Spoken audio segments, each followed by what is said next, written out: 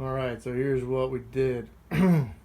We extended the outlet right there, coming out of the wall towards the front of the bedroom.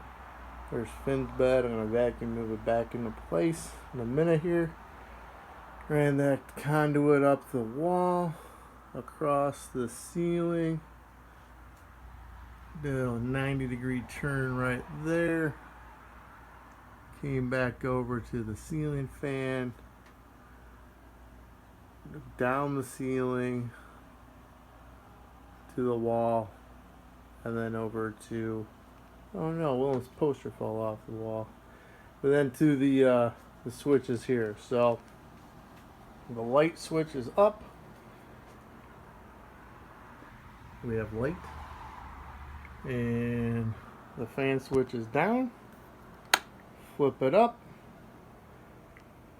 And we got a nice cool breeze. Woo! Almost too cold. Turn it off.